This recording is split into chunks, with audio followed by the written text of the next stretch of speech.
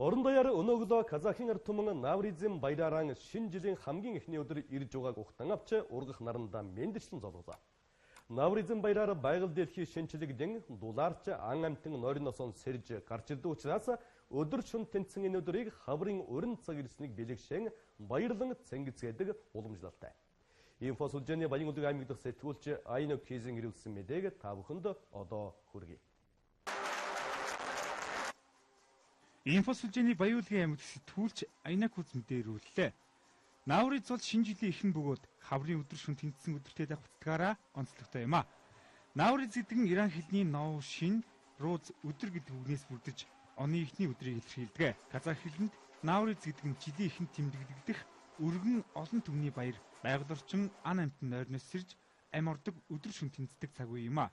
Казахууд энэ өдөр үндэсний хувцас өмсч хоорондоо золгож бие биедээ баяр хүргэж мэдчлэн шинэ ондоо эрүүл их аз жаргалтай байж амжилт бүтээд ариун байхын өрөөлийг дэвшүүлдэг.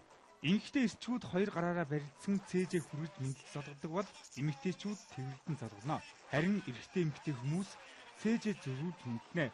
Хоёр гараараа барилдсан цээж мөргүүлнэ гэдэг нь амьдралын тулгуур эрхтэн цээж минь амьдрах их булг болсон хоёр гар минь эсэн мэд байг гэдгийг илэрхийлдэг.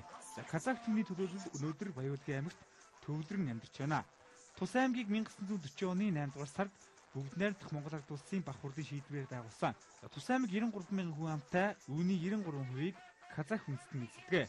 Баянгүлэг аймаг Улаанбаатар хотоос 1760 км зайдууршдаг аймгийн төв Үлгий хотод 32 мянга орчим хүн оршин суудаг.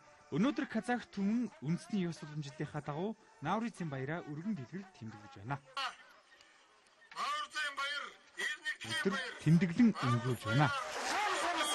Хотлолноороо өчрөн золгож ахсахаалтаа хөндөтгэж өр хөөхөд залуус хойчтой эрхэм сургаалаа айлдан өдөрж буй оныхоо ажил дэвс бодол амжилтаа хэлэлцдэг сайхан ёс онцлогтой дээ.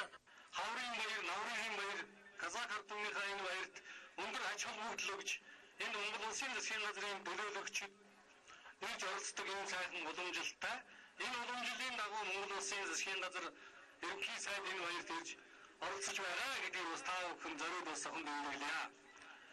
Монголчууд шинэ жил бол монголчууд бидний хувьд төдийгүй Баянгүлгийчүүд та бүхний хувьд бол амжилт бүтээлээр өргөн дэлгэр сайхан он жил байлаа.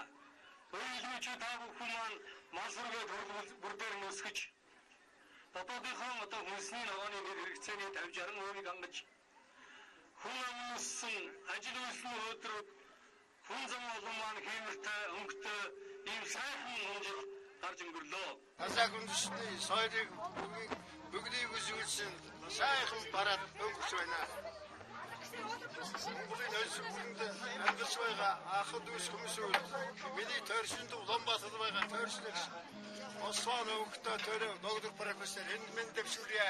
Бэр таамст миний хадам хөдөөж бачнарт мэдвчүлээ. Бидний сагаар өнөөдөр маш их таламжтай байна. Хүмүүсд өндөр сэтгэлтэй. Сайхан тэмдэг байна. Сайхан тус маргашин зууншилг сайхан хор болох хэрэгтэй байна. Казах түмэн Навризм баяраар ахмад тастнаа хөндлөн золгож тухайн хүн нийтдээ 40 айлаар овх ёстой гэж үздэг байна. Түүнчлэн арх хэрэглэхийг цээрдэг гээд өдөр шөнө тэнцдэг энэ өдөр Навриз буюу нарны баяраа нарийн ёс уламжлалтай тэмдэглэж ирсэн байдаг юм а. Ийхүү Казах түмэн уламжилт Навризм баяраа эдээ будаа илбэг ёс саншилдаг өдөр тэмдэглэн өнгөрүүлж байна.